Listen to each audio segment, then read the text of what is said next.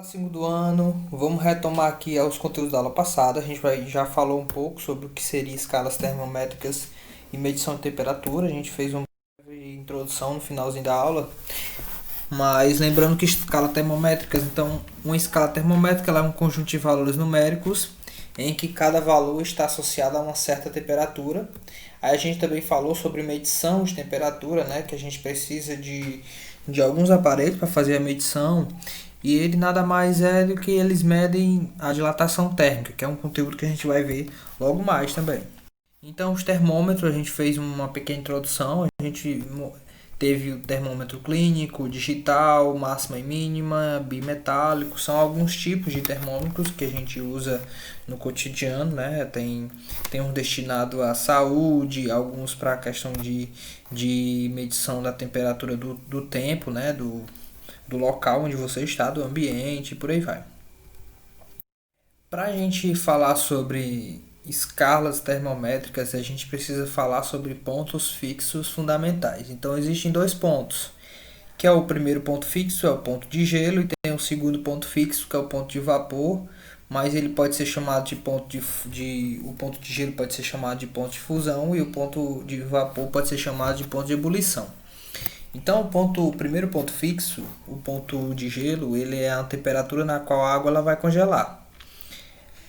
O gelo e a água, nesse ponto, eles estão em equilíbrio térmico, então é sob a pressão normal. No segundo ponto, a temperatura na qual a água começa a evaporar, né, processo de ebulição, também sob a pressão normal. Então, todas as escalas elas vão usar esses dois pontos para poder iniciar a sua contagem, né, a sua divisão do seu termômetro, digamos assim, né? Então a gente vai falar sobre três escalas. A gente vai falar sobre a Fahrenheit, ela que começa lá com Gabriel Fahrenheit, lá em torno de 1700 por aí. Ele é um físico alemão que ele criou o primeiro termômetro contendo mercúrio. Os pontos que ele usa, a gente vai perceber que cada escala tem uma relação, uma diferença, né? A gente pode transformar de uma escala para outra, mas todas elas têm suas características, né? A gente tem aqui no ponto de gelo do Fahrenheit, a gente tem o 32 Fahrenheit, que é aqui onde a água congela. E no ponto de vapor dele, a gente tem o 212. Há uma curiosidade que para o ponto zero, Fahrenheit utilizou a temperatura de uma mistura de gelo e cloreto de amônia. E para o ponto 100, a temperatura do corpo humano. Aí a gente também tem a escala Celsius. Ela é a mais usada no mundo, né, digamos assim. Embora você pergunte para um americano a temperatura em Celsius, ele tem que converter, né? Porque eles não usam, né? Não utilizam lá. Como sempre, os americanos eles usam Fahrenheit e eles não estão nem aí para Celsius, né? Embora ela seja mais usada atualmente, né? Ela foi oficializada em 1742. Então, André Celsius, né? André Celsius, ele foi o responsável pela criação da sua escala.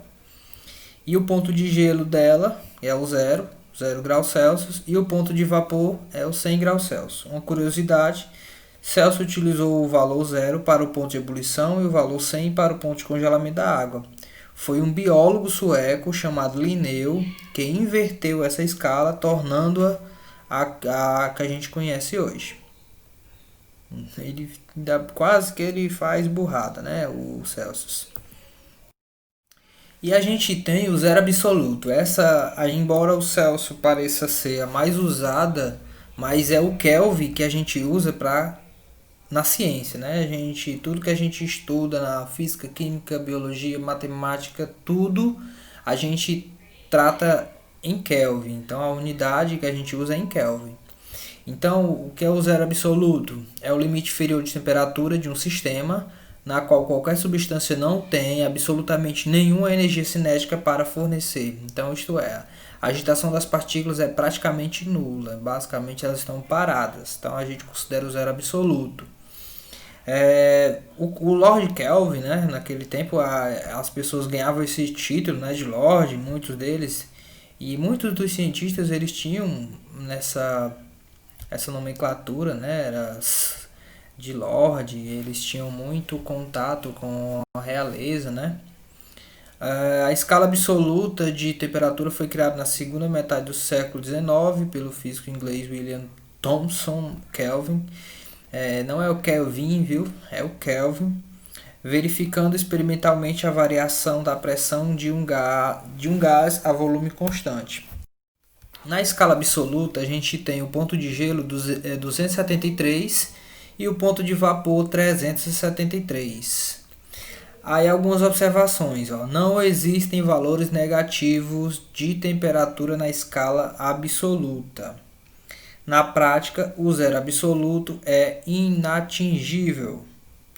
A partir de 1967, convencionou-se não usar o grau para essa escala. Assim, o 20 Kelvin, por exemplo, a gente lê 20 Kelvin, né? 20K, 20 Kelvin. Então aqui a gente, digamos um exemplo aqui, a temperatura hoje é de 83 Fahrenheit, graus Fahrenheit. Está quente ou frio? Fica a dúvida aí para as próximas aulas, mas quem já puder comentar aí no vídeo, deixa o seu comentário aí, o seu nome, a sua turma, para ver se você acertou. E não é fim agora não, pô, fica aí. Então, ó, se você separar só esses aqui, ó, essa fórmula é o que a gente usa para transformar de graus Celsius para graus Fahrenheit. Se você separar essas aqui, ó,